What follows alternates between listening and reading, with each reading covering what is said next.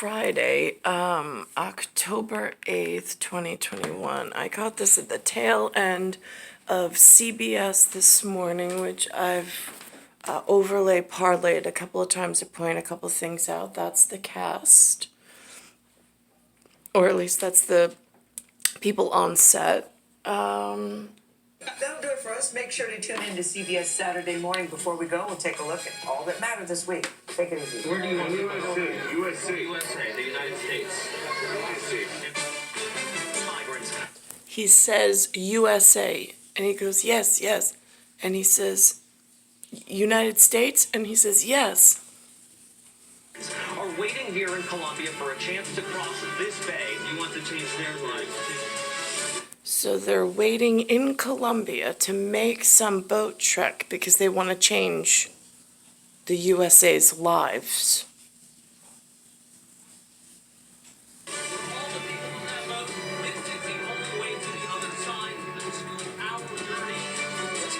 It's the only way to the other side. Are there anybody like saying no? You can't go? Just curious. Because on the other side of that boat ride, it's looking like nobody knows how to say no. You can't go over. This was part of like the week in review, I guess, on their blooper reel or whatever. It turns out that neon sign maker is, the gentleman refers to him as Master Wong, W-O-N-G, which is interesting since it's the climate change. It's W-O-N, and then it's the G, which is the broken, for the great grape when you remove the G. And that's what the definition at this point of Wong means, because it's the neon sign proponent of dangerous chemicals, which I have a piece on that in a second. I've commissioned Master Wong to bend me this special neon sign to help me say, Raimi and Asensio, CBS Mornings, Hong Kong. I want one of those lights for me. This isn't any. Okay, so I spoke to NYPD this morning. My Tony Mason of the NYPD 111th Precinct that I appreciate. And I mentioned to him, I said, I caught on special newscast, I said a clip of something that and I said articulation, I put my two hands together, is really important. I said, if you could just bear with me to understand the details. I said it was a piece on neon sign under the umbrella of art history, which is apparently socially acceptable way of speaking of a very dangerous process. There was an artist that had spent his entire life creating, who's very well known according to the story, neon art throughout Hong Kong and China, because apparently I haven't been, but over there, and those are the references they used, they had a big display of neon art, and he was the main artist. So apparently there's some kind of artists, over there. I said I've heard that they are afraid sometimes of the artists because they have such a big backing and such a big following that going against an artist or taking things away sometimes could be, because then it puts the government and their stability in disrepair or in jeopardy. And that's a problem. So, for them. So now this artist is retiring, and there's some form of under an umbrella, like word of TETRA exchange. They're taking the neon art signs down from Hong Kong. They built almost like a neon sign graveyard for to honor this man. They built these crates because I said, you have to remember, if a neon tube breaks, the way that they showed how this artist makes he had glass tubes, he bends them, And without getting into chemistry or details, it's some form of white powder is mixed with some kind of gas, and then it makes in a glass tube this amazing artwork, like brilliant piece of something, whatever. But the chemical mixture of neon is whatever it is that makes neon is really toxic and dangerous to humans. So this artwork actually is very dangerous. So they have to take it down carefully. They put it in these crates, and then they store the crates. So this way the toxic chemicals don't just escape and cause a biohazard for the people who work as curators or whichever. I said, the reason why I'm saying this is because without getting into chemical detail, it's the same concept of what's going on in our atmosphere. There's some kind of chemical exchange where we live at ground level, and then there's some kind of mixture. But with people doing their lawn fertilizing and all of this shipping of chemicals and different products and things, and the regulation of it in New York being I don't know what, because I don't know how it's being regulated, it poses a danger, same level danger as a neon artist, and whatever process it is that creates this neon. I said, but it's with a culture that sometimes it's difficult to bring up certain things, difficult to explain or find agreement on certain things, but it definitely has a global effect, world effect, and environmental effect. I said, so if that helps at all under the guise of art history and a featured piece on the television, I said, at that time, I said I couldn't remember the artist's name because it had been earlier in the week. I'm not promoting any particular artist over anybody else's artist. However, it was more the articulate idea and then going into the heating of gases and why it would, if the chemicals are not at the right chemistry, why it would affect our persons or our bodies. So I said, if that helps I said, it's a tactical way, I said, to carefully, to speak of it on an art history kind of a piece without going into chemical names. But neon is important, that it was reflected as neon. TETRA exchange on some kind of whatever to put these pieces of art carefully in a graveyard. But it also is an easier way to bring up other more sensitive topics about shipping some of these chemical products that are putting lives at danger in the local area with the environment. So I had that conversation this morning. It's October 8th, 2021, on my way back from my son's school. I'm just going to pause this for a second. I'm in Bayside Station, Bayside, New York, 11361. With that beginning story on the USA and the boat ride everybody wants, and I'm frightened in New York about the entry of such numbers unexpectedly with no anticipatory welcoming committee, let's say, or at least one that's being honest with the rest of us. I noticed here NYPD had an incident overnight. One of their NYPD officers were shot at by the Barclays Center. Temperatures are in the mid-70s. I'm Chris Raggy. John Elliott will have your forecast coming up in just a moment. But first, NYPD looking for the gunman who shot at police officers near the Barclays Center. It began Thursday afternoon when police tried to pull over a black BMW sedan. Someone inside the car started shooting at the officers. Police returned fire, but it appears no one was hit. The suspect accused of pushing a woman into the path of a subway This is train another is one. due in court today. Police say 29-year-old Antonia Egabara is responsible for Monday's incident at the Times Square subway station. station. Charges include felony assault and attempted murder. The 42-year-old victim is now recovering from serious face and arm injuries. Vice President Kamala Harris. She pushed a woman in the New York City subway system into the train.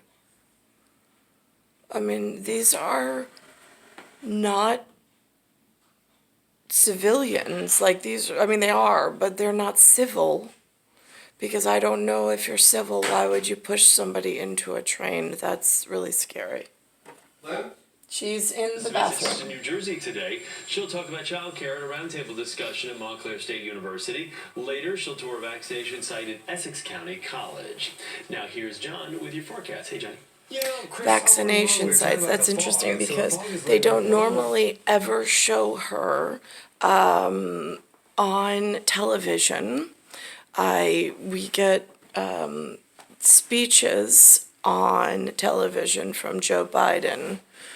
We hear him speak sometimes, but I don't really even see references to her quite as much. But on this morning's cast it was. I'm in Earth, solar system, Milky Way, universe, galaxy is broken. And that TETRA exchange is the more touchy subject of trying to keep one's self safe during the neon tube, that gas mixture, trying to dissuade people from using it. Although I don't know, but it looks like the television system, is that a form of neon and the danger? Same thing with the cell phones and the computer monitors. I'm not sure. But then that goes into safe removal when they're no longer needed in trash, and how does one dispose of it without having dangerous gases escape into the environment, and then by like air, toxic air pollution, kill oneself and one's family by accident because one didn't know that these things have toxic amounts of whatever that make them glow so bright and beautiful in like an LED or a plasma format. I'm currently in this symbolic sealed envelope, I suppose. I say sealed envelope because on the Rapoggle there is a seal of, they call it the atmosphere. Around this sphere, there's an atmosphere that's supposed to be like a sealed unit, which then is part of the chemical exchange at that level, at like, I don't know, ionosphere, stratosphere. I don't know what the proper technical terms at like astronaut level. I haven't been gifted with that level of education during my imprisonment in New York, while the world gains such momentum in dangerous things. I also saw this morning that they mentioned in Iceland that they have ice sheets and ice shelves, and in 2019 they actually had a procession and a funeral for one of their commemorative funeral for one of their most memorable ice sheets that, or most recent ice sheets that had just completely disappeared. And they were putting up like really staggeringly scary statistics about just how fast the ice is melting there, like 450 feet per year, like whole landscapes of change. And a gentleman, I can't remember his name either, cinematographer, made a movie about it. And it is when you do the time elapsed photo capture of like, here's where it was 360 days, cycle days ago, and here is it today, and like it's pocked, I would say POX, like with pox marks in the topography. It's absolutely like scary to think. I mean, I know, and then they go into they did a cinematography of going into the cavern, but again, these are small clips of visual references that I'm allowed to that they put on this television in New York on these networks. I don't really get like the full it's like a small here we are. I don't even have a word for it, but in clips and phrases, not in like a giant movement of any kind that really has a grappling effect. I mean, they're all so important, and then they thread together for an even bigger picture of just how scary things are. So again, I'm star 1978, star 8378, Nicole Cataruza, Bayside Station, Bayside, New York, 11361. And it is Friday, October 8th, 2021. Oh, also mentioned today to tie in together. I'm on the side of ZZ. I'm 22. So, and I'm in the Ort debris field, which is right around here. That's my legend on Ort debris field, for high scientific. My son Anthony, we were doing his homework. We were reading yesterday about dinosaurs and stegosaurs, and I was like, Anthony, I was like, a T-Rex has these big teeth and these big head. I was like, and this big body. I was like, but it has these teeny weeny little arms. I was like, why do you think that is? He says, I don't know, Mom. And then I was like, and that's Brontosaurus has a long neck. Why do you think that is? He goes, I don't know, Mom. I'm like, all right. So my cosmic nursery kiddo doesn't know, but somebody has a long neck on the line, but a short reach for some reason. In Rex used to be the word for king back in the day, but whatever on that one. So now, he comes out last night and he's like, Mom, he's like, my name is Victor. I am a Russian scientist. And I was like, oh, you are? I mean, he did such a perfect American version of a Russian accent. I was like, my heart beats still, son. I was like, that is music to my ears. And then he continued it and he goes, wait. He says, I have more. And then he did an Australian accent.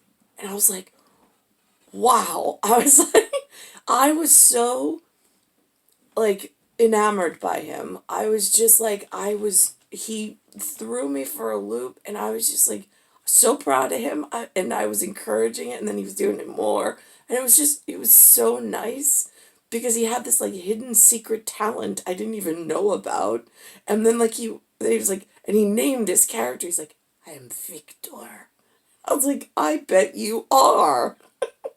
And I was like, God, build me a storyline from Victor. And then, like, as we walked this morning to school, he was, like, enhancing his character, Victor. And I was just like, I am just so in love with you, kiddo. I was like, I mean, it's such an amazing, like, dynamic of his inner, whatever, quantum quirk. And it's such a admirable and attractive feature, and I was just so proud of him. So we ran into Sophia and Costa, and we ran into Vicky and her son Anthony, and I asked him to please show them his accent, which was just so nice. And then we also showed the vice principal.